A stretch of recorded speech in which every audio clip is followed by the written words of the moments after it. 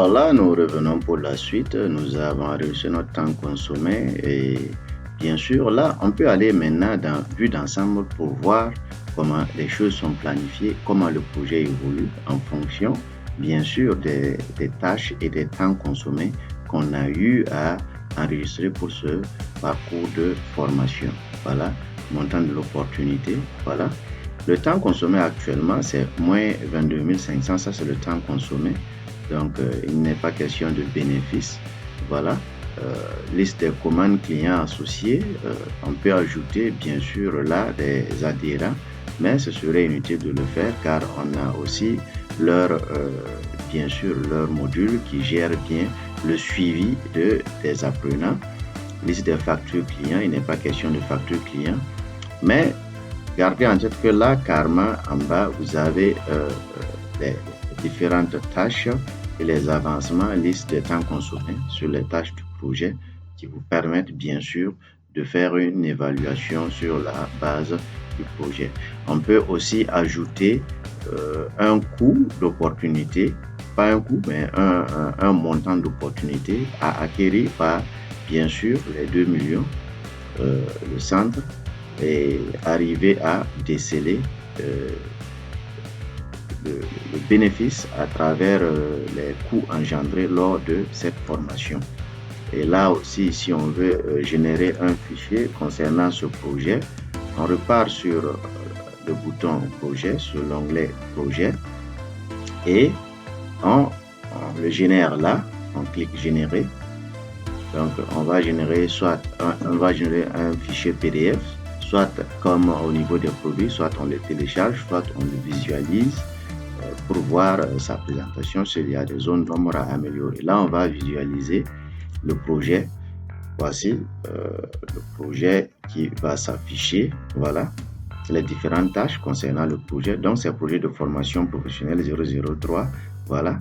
Et date de début du 27/5 au 31 août 2025. C'est le centre de formation CFPIS. Voilà les tâches, leur description, formation théorique, tout ce qui est inclus, charge de travail, ça fait 60 heures, date de début, date de fin. Donc, si on avait enregistré plusieurs autres tâches, voilà comment on allait bien sûr les voir. Maintenant, si les questions que on n'a pas planifié ces différentes tâches et on gère notre structure de façon chaotique, on peut aussi venir au niveau de temps consommé. Ce temps consommé pour enregistrer, bien sûr, les différentes formations assurées par les formateurs, mais gardez en tête que ce lien sera difficile, mais vous enregistrez ces données pour que la comptabilité puisse assurer, bien sûr, le règlement de ces formateurs et, bien sûr, de revenir encore au niveau de projet inséré.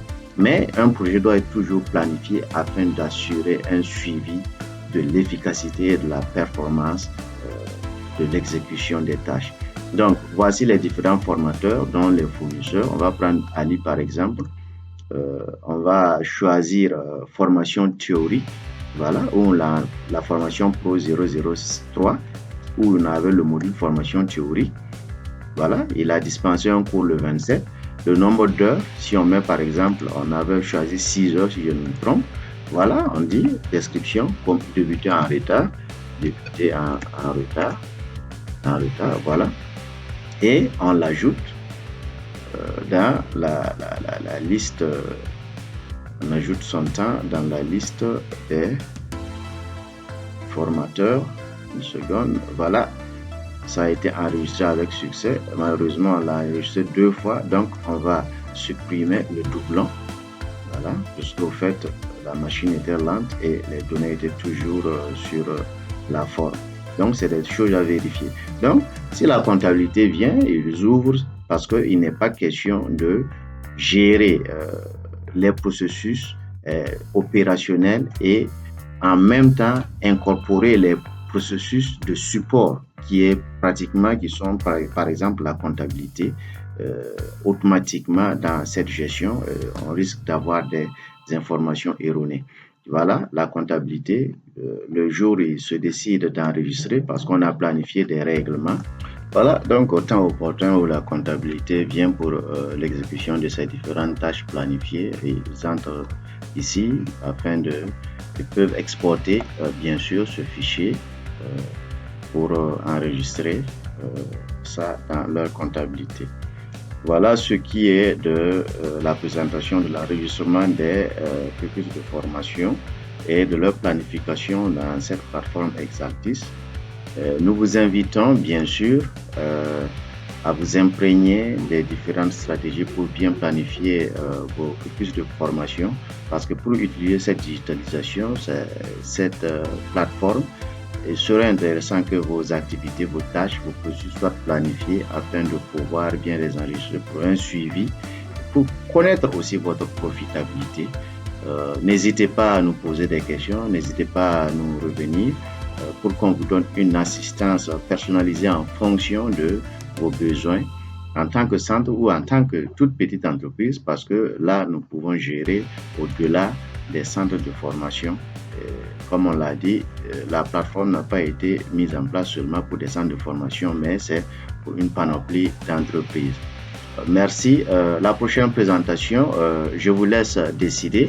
Ce serait sur les ressources humaines ou sur la banque ou sur la comptabilité ou sur la facturation, sur les propositions. Et on a une panoplie d'applications qui vous permettent de bien gérer. Bien sûr, là, nous allons toujours prendre le cas des centres de formation. Si vous nous suivez, vous pourriez faire vos différentes propositions et vos différents commentaires, bien sûr, sur nos différentes plateformes et on va faire le choix. Dans le cas contraire, on reviendra avec un autre sujet pour bien vous émerveiller encore. Merci et à la prochaine.